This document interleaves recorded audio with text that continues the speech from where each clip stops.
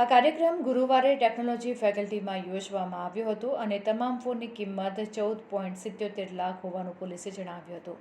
શહેરમાં અનેક ફોન ચોરીની ફરિયાદ નોંધાતી હોય છે, જેથી પોલીસે ટેકનિકલ સોર્સ દ્વારા ફોન શોધીને તેના માલિકોને પરત કર્યા હતા.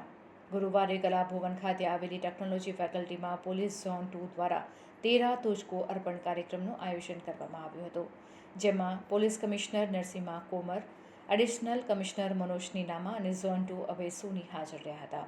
પોલીસ દ્વારા ₹14,77,000ના 87 મોબાઈલ લોકોને પરત આપ્યા હતા.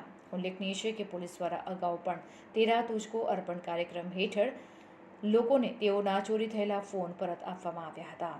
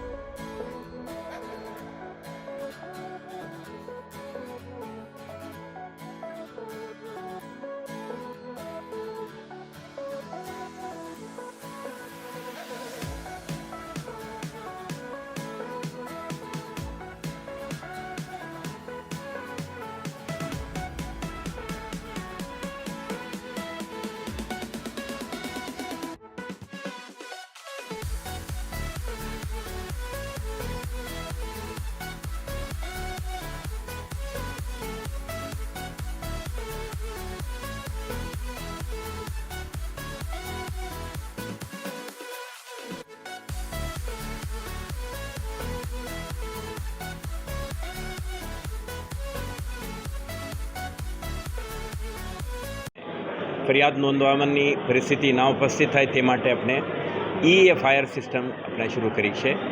તે માધ્યમથી લોકો જ્યારે આવા બનાવો બનતા હોય છે તો FIR નોંધાતા હોય છે. ટેકનોલોજીના આધારે જ્યારે આપણે લોકોના ઘર આંગણે સેવા પૂરા પાડવા માંગીએ છીએ, એ જ આઈડિયાને આગળ વધારીને જ્યારે આપણે ઇન્વેસ્ટિગેશન અને ડિટેક્શન કરીને ચોરાયેલ મુદ્દામાલ પરત મેળવીએ છીએ, આ મુદ્દામાલને પણ ભોગ બનનારને, વિક્ટિમ્સને પરત આપીએ, આ અભિગમ ગુજરાત પોલીસનું રહ્યું છે. ખાસ કરીને વડોદરા શહેરમાં આપણા પ્રયત્નશીલ છીએ દરેક કેસ ડિટેક્ટ થાય અને ભોગ બનનારને આ પરત આપવામાં આવે. આજે આપણે જોયું કે શહેરમાં નોંધાયેલા 87 મોબાઈલ થેફ્ટ કેસીસ અનુસંધાને જે ખાસ કરીને ઝોન 2 અંતર્ગતના પોલીસ સ્ટેશનોમાં પોલીસે કેસ નોંધી પ્રયાસ કરી એક ટેકનોલોજીના માધ્યમથી આજે આ મોબાઈલ ફોન પરત મેળવવામાં સફળ થયા છે. અને આજના આ કાર્યક્રમમાં ભોગ બનનાર નાગરિકોને એક મંચ ઉપર લાવીને આપણે આને પરત પણ આપી દીધા છે. આમાંથી બે વસ્તુ આપણે સાબિત કરી છે.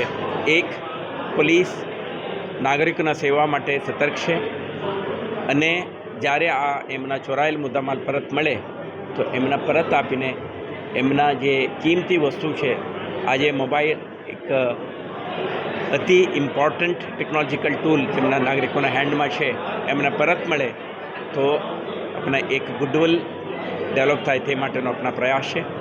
તો ઓલમોસ્ટ 87 વિક્ટિમ્સ આજે આવીને તેઓના મોબાઈલ ફોન પરત મેળવી લીધા છે. અને પોલીસ અધિકારીઓને પણ આપણે જે સારા કામ કરનાર અધિકારીઓને સર્ટિફિકેટ વિતરણ કરીને એમને પણ પ્રોત્સાહન આપી છે. તો પોલીસ અને નાગરિકોના સંકલન અને સંકલિત પ્રયાસથી આપણે સફળતા, આ સંદેશ આપણે આપવા માંગીએ છીએ. આભાર.